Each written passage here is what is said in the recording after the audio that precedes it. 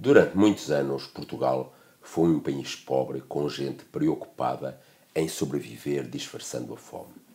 O medo comandava a vida e muitos portugueses viam-se obrigados a fingir.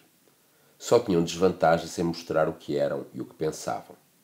É verdade que não era proibido sonhar, mas Portugal não era sítio para materializar sonhos. Para isso, havia que fazer as malas e ir viver para outras paragens. Ao mesmo tempo, uma minoria de ociosos vivia de rendas e de privilégios herdados da família. Para eles, a vida era ligeira, divertida e calma. Tinham sempre de ter gente em quem mandar, gente que lhes fizesse os recados e lhes tratasse dos problemas mais desagradáveis.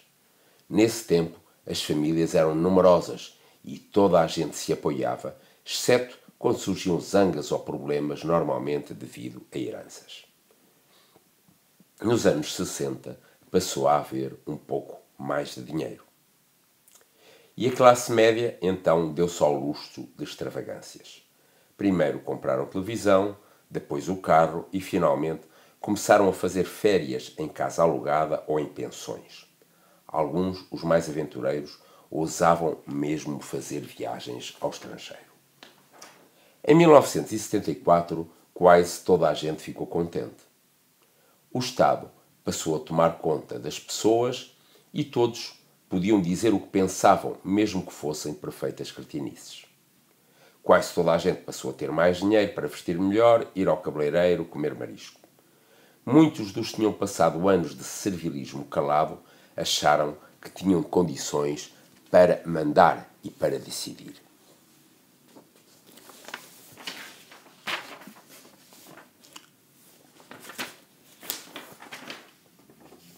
Depois foi a entrada de Portugal para a União Europeia. Muita gente nem acreditava na quantidade de fundos que iam chegar a Portugal. O dinheiro foi cuidadosamente distribuído entre empresas, sindicatos e confederações. Pouca gente pensava qual a razão pela qual a Europa nos dava tantos e tantos subsídios. Seria devido à nossa simpatia? Enfim, isso não era relevante. O que era relevante é que o dinheiro entrava. Normalmente, as negociações para a distribuição do dinheiro não eram complicadas. À primeira vista, os interesses pareciam diferentes ou antagónicos, mas milagrosamente, no final, todos ficavam felizes e contentes. Não há memória de ter havido tensões ou zangas. Em caso de pequenas dificuldades, aparecia sempre um facilitador que sabia a maneira de tratar de tudo. Com o Estado a tomar conta de todos os portugueses e com o dinheiro a entrar em Portugal, toda a gente se sentia confiante. As pessoas andavam menos ansiosas, saboreavam o prazer de estarem vivas e procuravam que os filhos tivessem uma vida melhor que a dos pais. Tinham tempo para desejar coisas, tempo para gastar e dinheiro para comprar essas coisas. Em caso de apuro, o Estado havia de tratar das pessoas. Porém, ao mesmo tempo, muita gente chegava à conclusão que não valia a pena trabalhar. Produzir para quê se os produtos chegavam baratos a Portugal? Trabalhar para quê se tinham direito a ir fazendo formação profissional e a receber subsídios por mais isto e por mais aquilo? Naturalmente que as pessoas que pensavam em produzir alguma coisa, ou mesmo em fazer algo de útil para a sociedade, eram olhadas como gente esquisita ou pouco inteligente. A pouco e pouco foi-se desenvolvendo toda uma sabedoria de sacar dinheiro. Essa sabedoria dava mais frutos do que o trabalho. A energia das pessoas era canalizada para essa finalidade, sacar. Quem mais sacava era mais respeitado. A realidade mostrava que outras facetas do desenvolvimento pessoal não eram rentáveis. Mas o que mais extasiava os portugueses era a inauguração constante de obras faraónicas. Desde o tempo do ouro do Brasil e dos escravos de África, que não se faziam tantas construções em Portugal. Todas essas obras eram bonitas, modernas e faziam Portugal parecer um país desenvolvido e próspero. Algumas dessas obras eram inúteis, ou pelo menos desnecessárias, mas qual era o problema se o nosso desígnio era gastar dinheiro? Com tantas inaugurações, os políticos eram bem considerados. como conseguiam estar sempre bem vestidos, bem barbeados, bem cheirosos, e que bem falavam, sempre com uma voz tão convincente. Alguns pais aconselhavam os filhos: ó rapaz, tu não sejas burro, mete-te na política, mete-te na política. Depois o escudo desapareceu e veio o euro. Os portugueses, ainda há pouco pobrezitos, passaram a ter a mesma moeda dos alemães. Os portugueses, outrora timoratos, ansiosos, agradecidos, passaram a ser ricos e ganhadores. Desafiavam qualquer um. Os bólidos dos portugueses ultrapassavam os carros dos estrangeiros pelas autoestradas europeias. Os executivos portugueses bebiam mais champanhe na classe executiva do que qualquer outro. O auge da tecnologia foram umas máquinas que distribuíam dinheiro. Apareciam em todas as cidades, vilas e ruas de Portugal.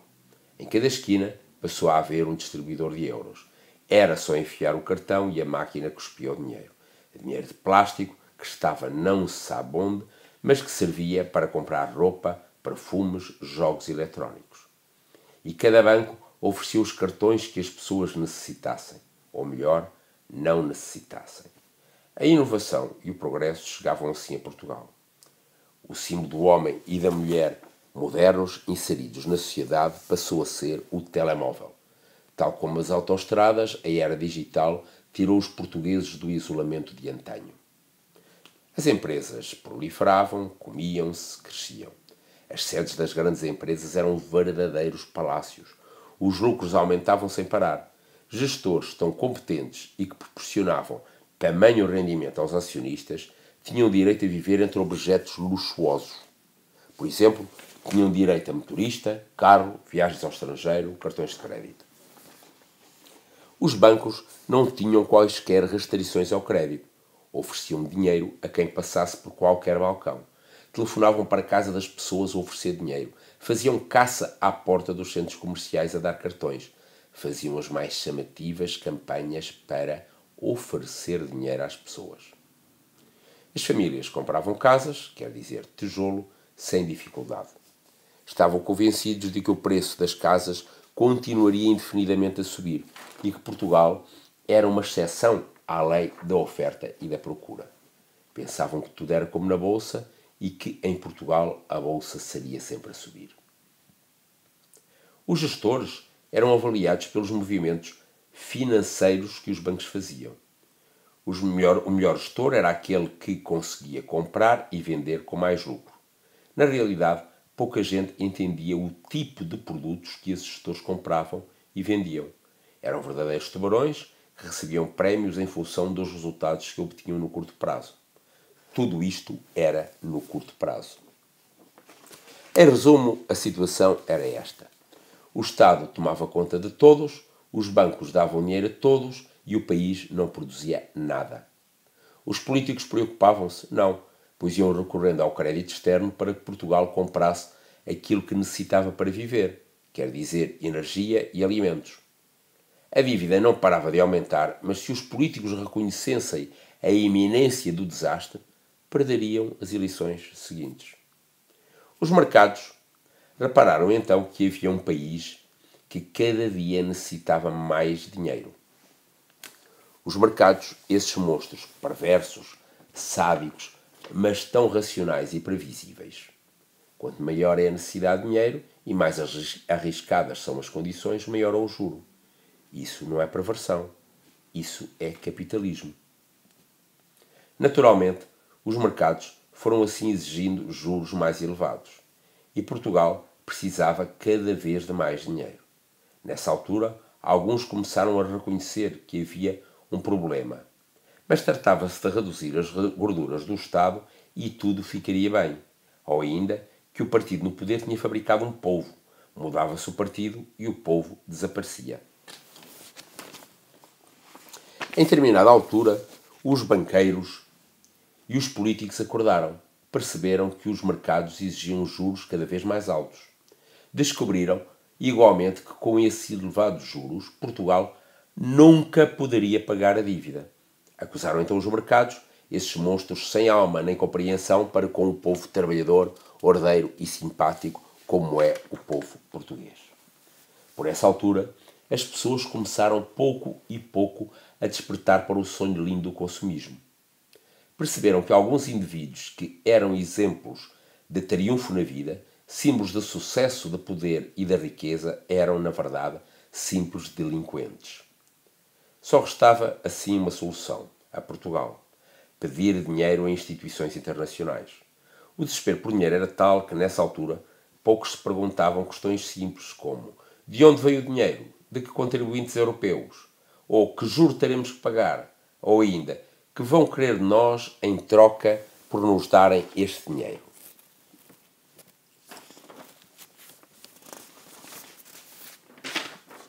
Efetivamente, as instituições eram nossas amigas, mas não davam dinheiro, emprestavam. Por outro lado, exigiam que Portugal e os portugueses fizessem certas e determinadas coisas. Nessa altura, não se diziam quais eram essas coisas. Pior ainda, ninguém se dava ao trabalho de pensar como ficaria Portugal e os portugueses depois de terem feito essas certas e determinadas coisas. Tais coisas eram, por exemplo, cortar nas reformas dos idosos e nos salários dos trabalhadores, aumentar os impostos, poupar na escola pública, nos hospitais e despedir funcionários. Havia funcionários a mais, escolas a mais, hospitais a mais, serviços a mais. Os portugueses começaram a ter dúvidas se o problema não seria o de haver portugueses a mais. As pessoas deixaram de ter dinheiro para comprar coisas e as empresas ficaram sufocadas com os impostos. Então, como não havia procura, as empresas diminuíram a produção. Depois, verificaram que não necessitavam de tantos trabalhadores e despediam. Os trabalhadores iam para o desemprego e recebiam ajudas do Estado. O Estado ficava cada vez mais pobre e tinha de aumentar os impostos. Mas com mais impostos, as famílias e as empresas cada vez tinham menos dinheiro. Poucos setores da economia floresciam.